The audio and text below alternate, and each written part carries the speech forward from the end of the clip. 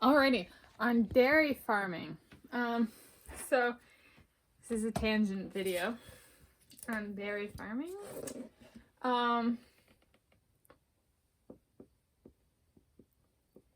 guess to start talking about this is really like, not everybody in my family tree were farmers, but I have lines, like descendant lines, like some of the descendant ancestral lines, family lines, bloodlines, blood family, where farming has been a part of our family tree for thousands of years. Both sides of my family, so like my mom's parents, my dad's parents, everybody was raised on farms. Like, farming is just like, and then World War II hit, and my parents served in the military, or not my parents, my grandparents served in the military and stuff like that. So there was a switch up with around the Great Depression and World War II, and after World War II and stuff like that.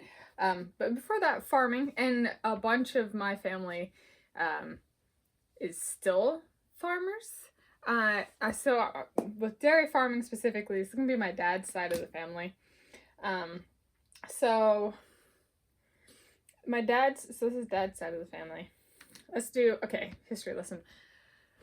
My dad was, so my mom's parents are from Montana and Iowa, and my dad's parents are from Minnesota. And so my dad's side of the family is still in Minnesota, and then my mom's side of the family is like Montana and kind of everywhere. So like if I go to visit family, I'm going to Montana or Minnesota. And like growing up, we'd go to Montana, we'd have huge family reunions every 2 years, go to Montana, that kind of stuff. Stop in Idaho. Now we have some of our families moved to Idaho and stuff like that. So that's a bit about the geography. So when I'm talking about dairy farming, I'm talking about I call them the Minnesota cousins.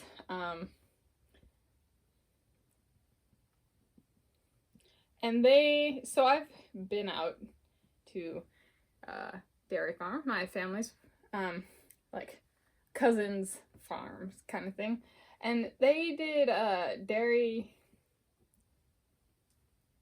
soybeans, and corn. And there's like, this is not my family tree, and like, for example, when I said my parents were kind of, well, my mom was born and raised in Washington State. My dad was born in Texas, and then they moved to Florida, and then I think they moved here. They spent 3 years living in Japan. Fun fact about my dad, my aunt, and their parents, they lived in Japan for 3 years, and they accidentally attended the 1964 Summer Olympic Games, 1964 Olympic Games in Tokyo, Japan. So it's not Tokyo Olympic Games were 2020. Actually, they happened a lot longer, and my family just happened to have. My dad has been to that one, went to that one. So there's that. And then they ended up in Washington State, kind of. They liked it here, so they stayed here. And so that side of the family, so my dad's side of the family, this is kind of, when we went over, this is what we got to see when we kind of visited the farms and stuff like that. Dairy farming, I don't have, like, this is like a really more, not like a history lesson, it's like sharing about my family on dairy farming. And I think the biggest thing is not being by a urban center. This is a problem with urban sprawl, is too much pollution from cars, be it electricity generation, because a lot of electricity requires oil or gas or coal to make the electricity in the first place. So there's pollution, maybe not from a car, but from the electricity generation.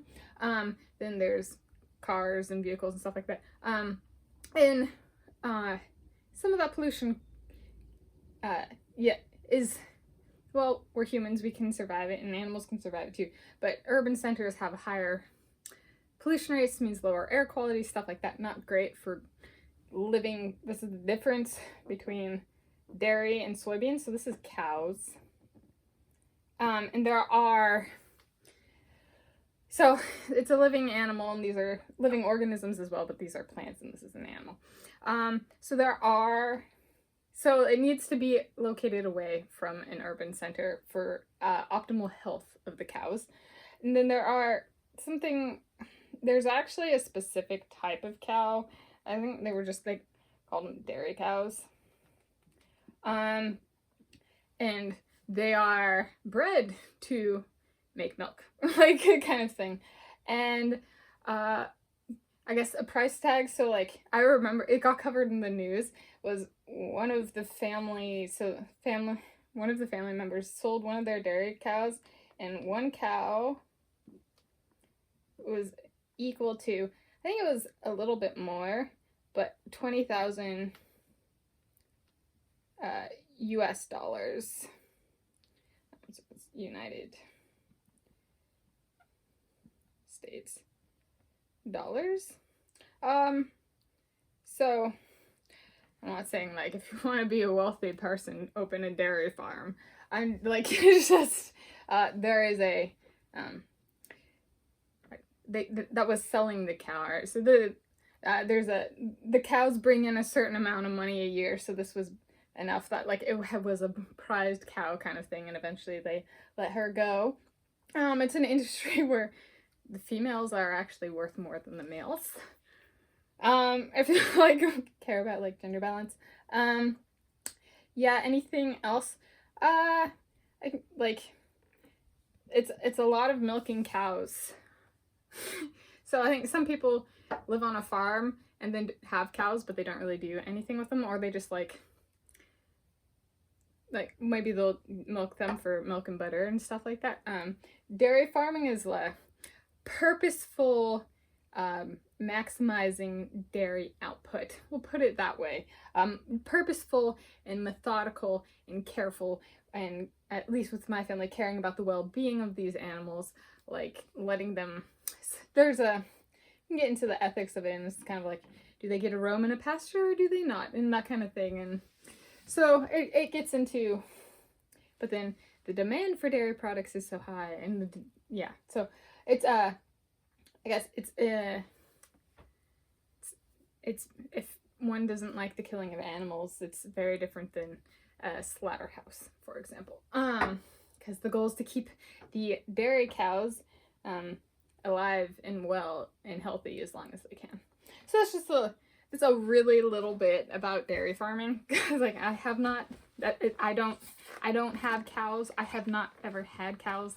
I don't really have a desire to have cows.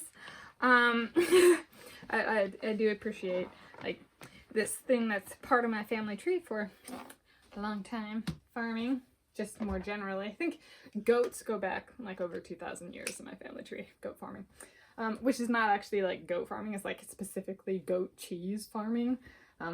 That's gonna be the Norwegian side.